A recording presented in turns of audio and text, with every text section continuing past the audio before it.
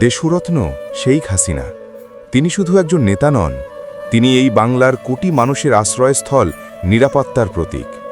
যে মা তার সন্তানদের ক্ষুধার কষ্ট বুঝেছেন, তিনি প্রতিটি ঘরে পৌঁছে দিয়েছেন চাল, খাদ্য আর আশার আলো।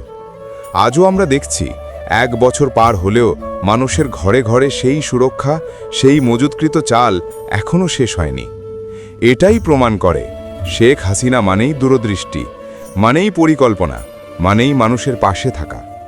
তিনি দেখিয়ে দিয়েছেন, জনগণ যদি অভাবে থাকে তবে তার নেত্রী নিশ্চুপ থাকতে পারেন না। যেখানেই থাকুন আমাদের প্রিয় নেত্রী, আল্লাহ আপনাকে সুস্থ রাখুন, দীর্ঘায়ু দিন। কারণ শেখ হাসিনা আছেন বলেই বাংলাদেশ আছে আশার আলোয়, আছে মানুষের মুখে হাসি। শেখ হাসিনা আছেন তাই ক্ষুধা হবে নিঃশেষ। শেখ হাসিনা আছেন তাই বাংলাদেশ এগিয়ে যাবে উন্নয়ন ও সমৃদ্ধির পথে। জবরদখল করে দপ্তর ইউনুস খেয়ে নিয়েছে ক্ষমতা।